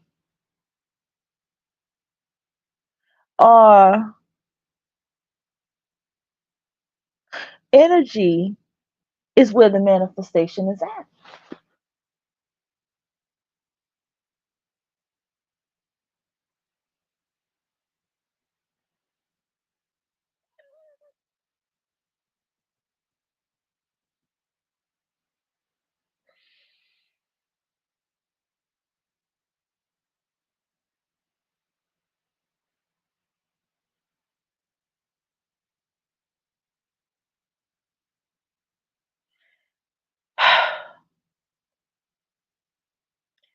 People, people, people. These conversations are not had for no reason.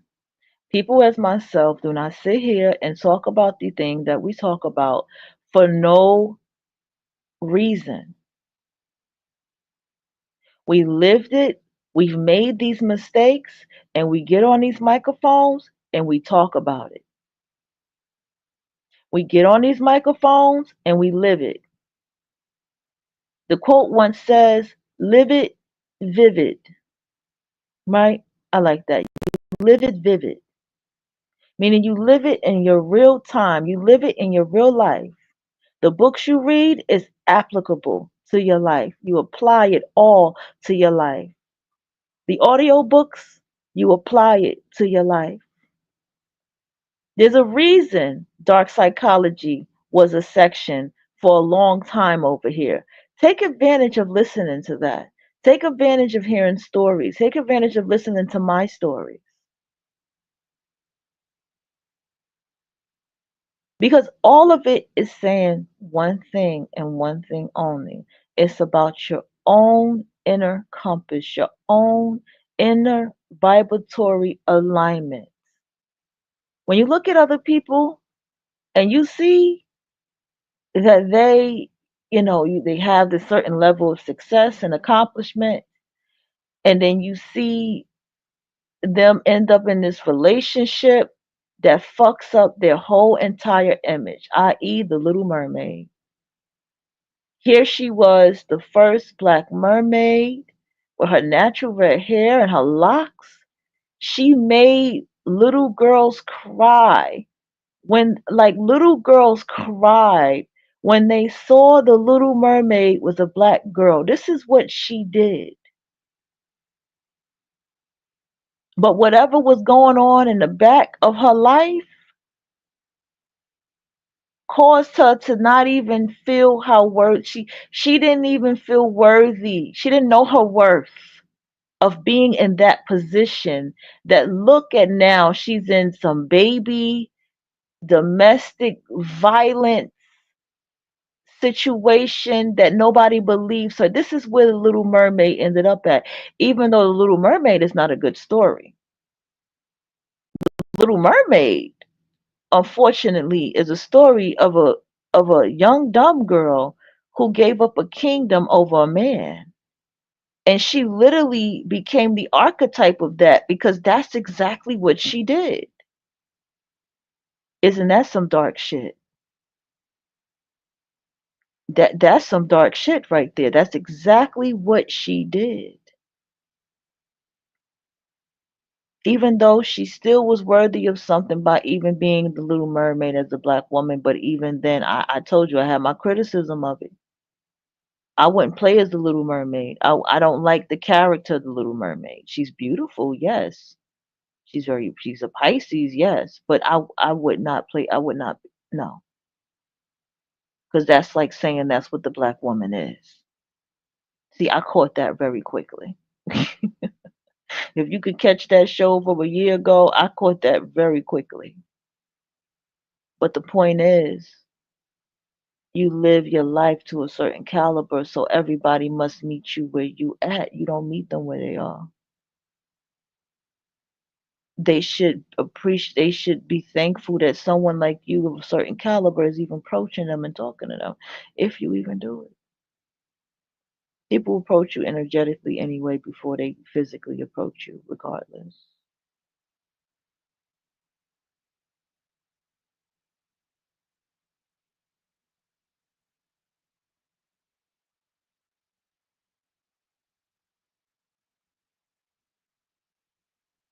Okay? Now, it's not cliche. It's not cliche when people are telling you about the people you hang around with, about the energy that you carry, about the books that you read. The books that you read shifts your vibration too, because it all has a part to do with your mind, and so that shifts along with it.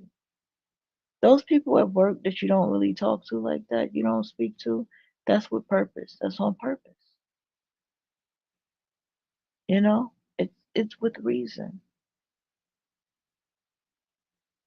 You know, when you go outside and the neighbors you don't talk to and stuff, that's with reason. Because if you ever talk to them, you're going to find out why you never talk to them. It's with reason.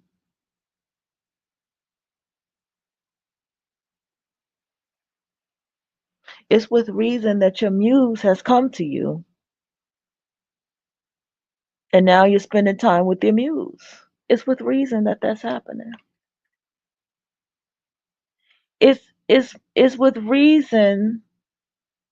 I see this video and I want to watch this shit, y'all. Hold on. Work today is broken. We're all work. Okay. It's with reason all of this stuff happens. Hold on, y'all. I'm getting tired. Thank you for your to support the channel. Interviewer is Sway. Whether we agree with you. I believe this interviewer is Sway, interviewing the Somali supermodel Iman, and it must have been back in the 80s or the 90s. And she is actually speaking on something that we talk about a lot, and that is how white people try to pit black people against each other. We know that they want enemies for us. They want enemies for us for a number of reasons, and they want the world to believe that we are the worst of the worst. And they don't ever miss an opportunity to say it to anybody that will listen. But it's very rare that somebody has had a firsthand experience with this and then speaks on it for what it is. So Iman refused to let them turn her into an enemy of Black Americans. And I think that's very smart. One. But also what they did with me is that they would say to me in a whole wide room, they would say to me, but you're more beautiful than them. Who's them? You know what I mean? Yeah. So they try to instill that in you, that you are better, because they need to have one person, right? So, and I always took that to an offense. And I've always said to them, and they would say, they said like, the Black community will say, she looks like a white woman dipped in chocolate. I took an offense to that because I am a Somali. I have not a drop of blood of white in me. Not one drop. Not a drop. I'm pure Somali. There you go. Yeah, so I didn't want anybody to actually put me into that land. Okay. Who was her best friend? Trying to not get the music in. Offers kindness and compassion, and the other one accepts it for what it is, and something beautiful can come out of it. This is the Somali supermodel, Iman, whom we know, and her best friend, Beth Ann Hardison. As far as I know, Beth Ann Hardison is Black American. She is a fashion model in her own right and an activist. She has spoken out a number of times about discrimination against Black models in the fashion industry. She is also the mother of someone we know, Kadeem Hardison from a different world. But here's a little bit about Beth Ann Hardison. Beth Ann Hardison didn't just change the runway, she changed the game. Born in Brooklyn, Hardison started her career in the 1970s when Black models were rare. Her striking features and confidence made her a standout, rocking shows for Yves Saint Laurent, but modeling was just the beginning. Frustrated with the lack of diversity, she co-founded the Black Girls Coalition in 1988. She fought for inclusion on and off the runway. Beth Ann is also the mother of actor Kadeem Hardison, making them a powerhouse duo in Black Okay, what am I history. watching? Shut the fuck up. Rihanna is pregnant again, y'all. Riri is pregnant again. Yo, I just saw Riri pregnant again. Riri, what are you? Riri going hard for this girl. Riri, you're not gonna have no girl. You're not gonna have no girl.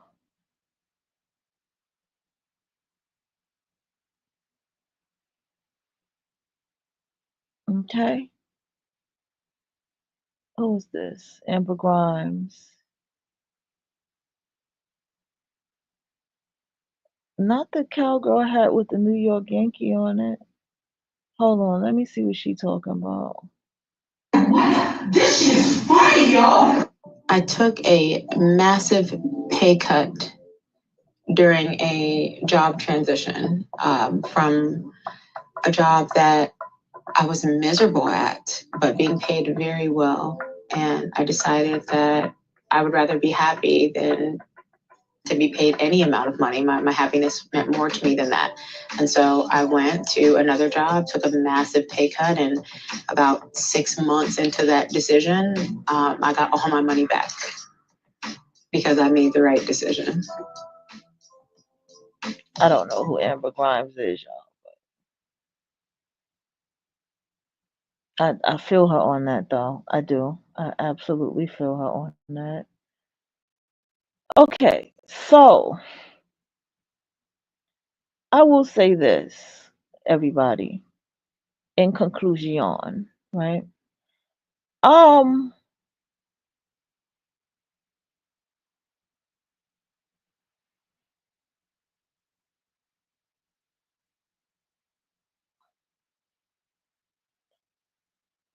okay, one second. All the writers. One second, y'all.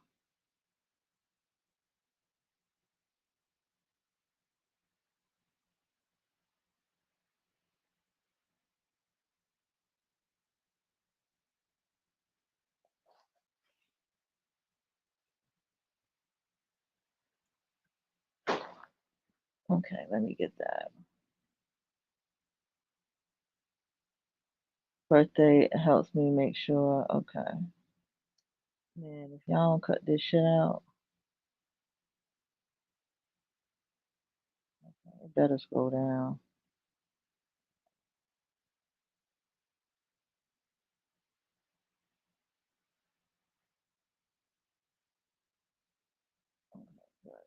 Video, yeah.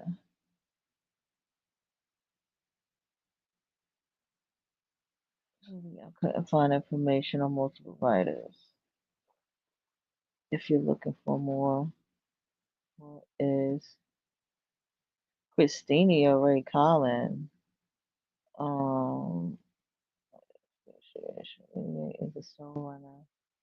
Is the episode more detailed information? These two partners have Instagram. I'm about to go, y'all, talking about them writing the season 6 finale. The shot should have kept going. They didn't have to go. I'm going to take a guess. Writer of the season 6, we up again. That's Christina. Let me see. Christina Ray Collins.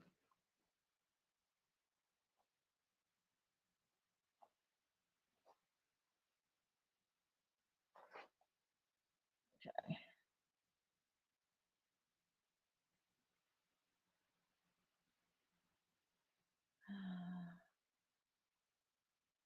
She got it. Thank you. I finally used Meta AI. I never used Meta AI. Oh shit. Is that her for real? Oh, that makes sense that that guy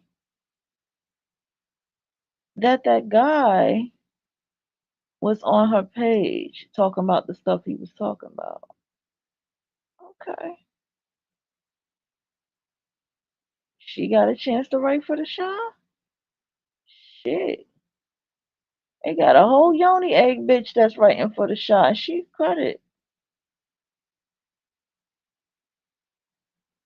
She's credited.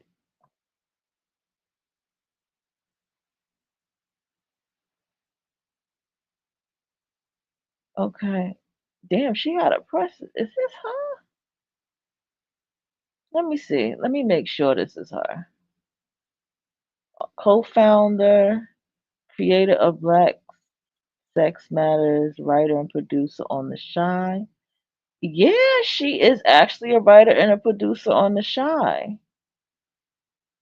Black Sex Matters. Girl, what the fuck? I'm about to shit, I'm gonna have to get on my other page. I mean, gotta give it to her. She got a position on The Shy. Lotus Breath 7. Yeah, no wonder in season 6. And see, let me tell you something else too. Okay, I gotta say this before I hop in the shower, alright? When I saw that there were two, and see here we got a yoni egg bitch right here. I'm fucking dead. I'm fucking dead. I cannot. Okay, okay. The Shah is a very good show. It really is. All right. And as soon as I saw that there were black males writing on the show, it made sense to me that there was a season finale. See, the reason people like Shonda Rhimes, the reason people like, Grey's Anatomy showrunner and shit like that, Issa Rae could have kept going, but she said the story was told and it was time for the story to shut down. Okay. Now, The Shah is actually a story that can actually keep going if it wants to. I think so. I think it could keep going. But hey, it's shut down. What can I do? Right? But it actually is a show that could keep going. Now, with all that said, right? with all that said,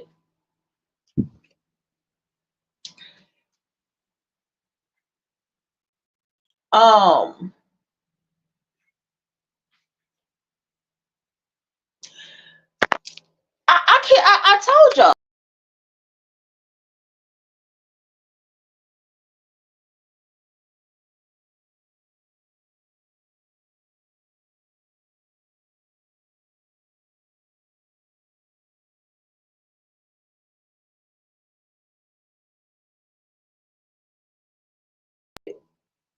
I didn't.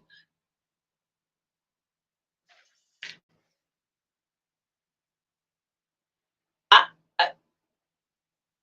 the Shy, I will look into why Lena probably made it the season finale. But The Shy was a show that could have kept going. It could have kept going with the kids' lives growing up, with their children and their lives between Kevin, Jake, and Papa. We could have seen what kind of parents they were going to be and see the storyline and see them still be friends and all kind of stuff. We could have seen Emmett's children grow up. It's a story that we would have never stopped watching. People are going to watch it. And that's what I love about Shonda Rhimes. That's why I had a shirt that said, "Right like Shonda Rhimes." Grey's Anatomy is on season 20. It's still going. It's still going. And they're in one place. They're in the hospital. And then sometimes you go into people's home. But most of the time you're in that damn hospital all day. Man, listen, I'll do another show if I got even any more damn minutes. It's the longest show I ever did. I'm out of here, y'all.